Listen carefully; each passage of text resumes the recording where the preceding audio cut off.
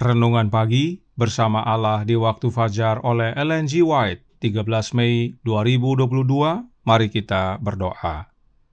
Bapa kami yang di sorga, Allah pencipta langit dan bumi, laut dan segala isinya, Allah yang maha besar, maha kuasa, sumber segalanya, yang kami sembah selalu melalui anak-Mu yang tunggal, Yesus Kristus.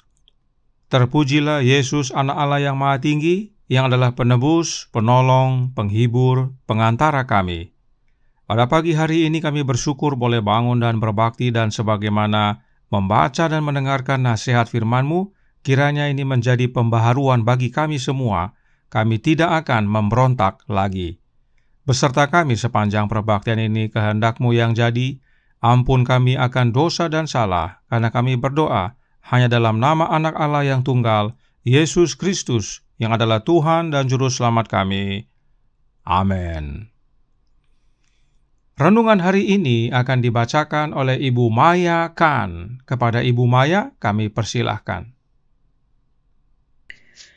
Bacaan Renungan Pagi 13 Mei 2022 berjudul Saya Tidak Akan Memberontak Lagi. Ayatnya terdapat di dalam Ayub 34 ayat 31 dan 32. Tetapi kalau seseorang berkata kepada Allah, Aku telah menyombongkan diri, tetapi aku tidak akan lagi berbuat jahat. Apa yang tidak ku mengerti, ajarkanlah kepadaku. Jikalau aku telah berbuat curang, maka aku tidak akan berbuat lagi. Datang dengan sepenuh hati kepada Yesus. Bertobatlah dari dosa-dosamu, buatlah pengakuan kepada Allah. Tinggalkan semua kesalahan, dan engkau mungkin layak untuk menerima semua janjinya bagi dirimu. Saat yang mengerikan itu akan datang, di mana kecaman dan murka Allah akan diucapkan terhadap semua yang telah bertahan dalam ketidaksetiaan mereka kepadanya. Ini akan terjadi ketika Allah harus berbicara dan melakukan hal-hal yang mengerikan dalam kebenaran melawan para pelanggar hukumnya. Tetapi engkau tidak perlu berada di antara mereka yang akan datang di bawah murka Allah. Sekarang adalah hari keselamatannya. Terang dari salib Kalvari sekarang bersinar terang benderang, menyatakan Yesus korban karena dosa-dosa kita. Saat engkau membaca janji-janji yang telah saya berikan di hadapanmu, ingatlah bahwa itu merupakan ungkapan cinta dan belas kasihan yang tak tergoyahkan. Hati yang agung dari cinta yang tak terbatas ditarik ke arah orang berdosa dengan belas kasih yang tak terbatas. Kita memiliki penebus melalui darahnya, yaitu pengampunan atas dosa-dosa kita. Ya, hanya percayalah bahwa Allah adalah penolongmu. Dia ingin memulihkan citra moralnya dalam diri manusia. Saat engkau mendekat kepadanya dengan pengakuan dan pertobatan, Dia akan mendekat kepadamu dengan belas kasihan dan pengampunan. Kami berutang segalanya kepada Allah. Dia adalah pencipta keselamatan kita. Dikutip dari buku Testimonies Jilid 5 halaman 634 dan 635. Engkau sudah mengakui dosa-dosamu dan membuangnya jauh-jauh dari dalam hatimu. Engkau telah bertekad memasrahkan dirimu kepada Allah. Sekarang datanglah kepadanya dan mintalah Dia membasuh dosa-dosamu serta memberi hati yang baru bagimu. Lalu yakinlah bahwa Dia melakukan ini karena Dia telah menjanjikannya. Inilah pelajaran yang telah diajarkan Yesus ketika masih berada di atas dunia ini, bahwa pemberian yang dijanjikan Allah kepada kita haruslah kita percayai sepenuhnya dan kita terima, maka itu akan menjadi milik kita. Dikutip dari buku Kebahagiaan Sejati halaman 62. Demikian bacaan renungan pagi kita pada pagi hari ini. Tuhan Yesus memberkati. Terima kasih atas penata layanan Ibu Maya. Tuhan Yesus memberkati. Selamat pagi saudaraku dalam Tuhan. Tentang pertobatan, Roh Nubuat berkata dalam Bersama Allah di Waktu Fajar halaman 150 paragraf 3 yang berbunyi, pertobatan adalah langkah yang pertama yang harus diambil oleh semua orang yang mau kembali kepada Allah. Jika disebut langkah pertama, artinya belum berakhir. Masih ada langkah-langkah selanjutnya yang harus diambil hingga akhirnya kita sepenuhnya bersatu dengan Allah.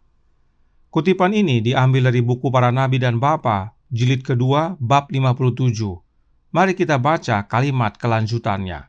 Para Nabi dan Bapa, jilid 2, halaman 195, paragraf 3, berkata, pertobatan adalah langkah yang pertama yang harus diambil oleh semua orang yang mau kembali kepada Allah.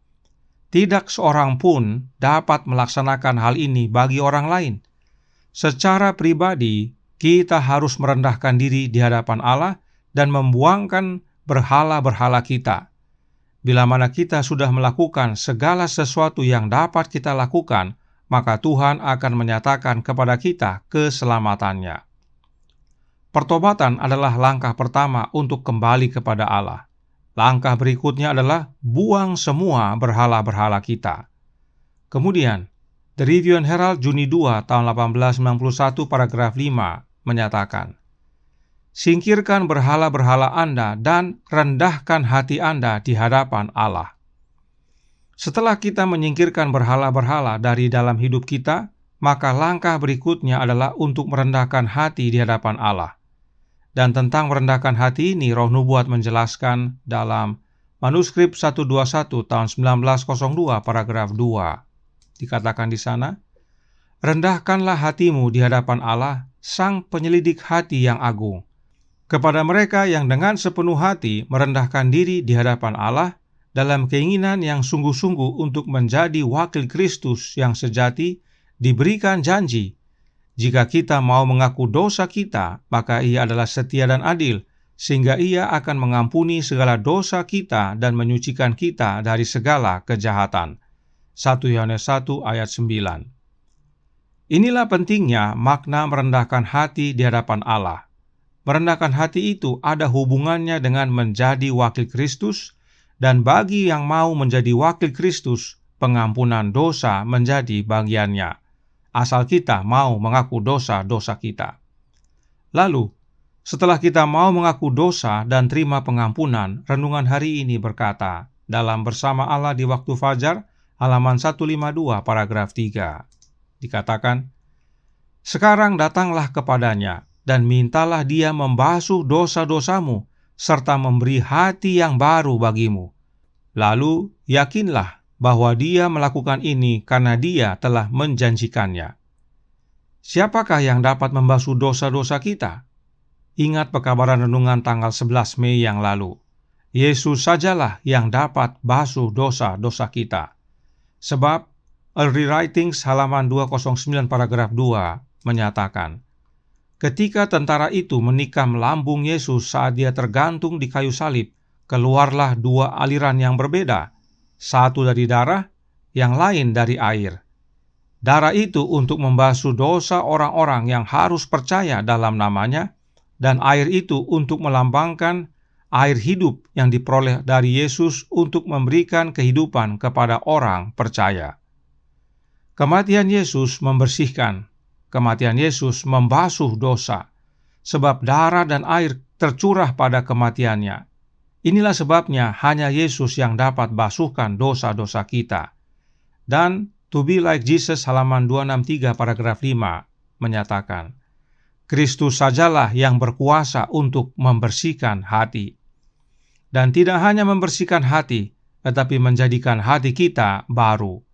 Apa artinya memiliki hati yang baru? Ingat kembali penjelasan Roh Nubuat berikut ini dalam God's Amazing Grace halaman 100 paragraf 2. Dijelaskan, ketika Kristus berbicara tentang hati yang baru, yang dimaksudkannya ialah pikiran, hidup, seluruh kehidupan. Memiliki perubahan hati berarti menarik kasih sayang dari dunia dan mengikatkannya pada Kristus. Memiliki hati yang baru berarti memiliki pikiran baru, tujuan baru, motif baru. Apa tanda hati yang baru? Kehidupan yang berubah. Ada kematian setiap hari, setiap jam, untuk keegoisan dan kebanggaan.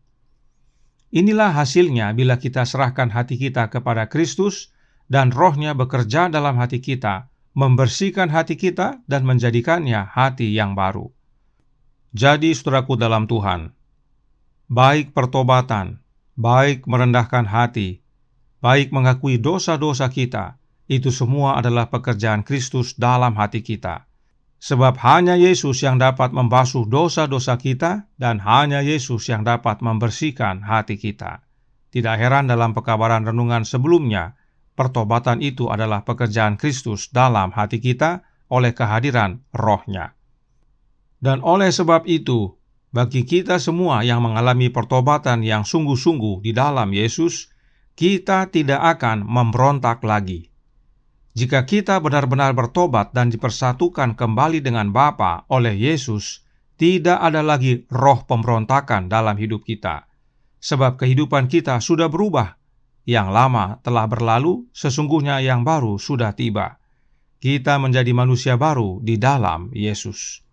Kiranya ini menjadi sukacita dan pembaharuan bagi kita semua. Tuhan memberkati, saya bawa dalam nama Yesus. Amin. Mari kita berdoa. Bapa kami yang di sorga, Allah pencipta langit dan bumi, laut dan segala isinya, Allah yang maha besar, maha kuasa, sumber segalanya, yang kami sembah selalu melalui anak-Mu yang tunggal, Yesus Kristus.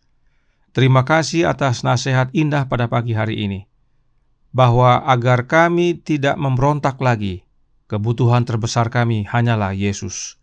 Sebab Yesuslah yang menuntun kami ke dalam pertobatan, dan pertobatan adalah langkah pertama untuk kami kembali kepada Allah. Dan dalam langkah-langkah tersebut kami perlu membuang segala berhala dalam kehidupan kami. Kami perlu merendahkan hati, mengakui dosa, maka kami akan menerima pengampunan. Dan itu semua adalah pekerjaan Kristus dalam hati kami.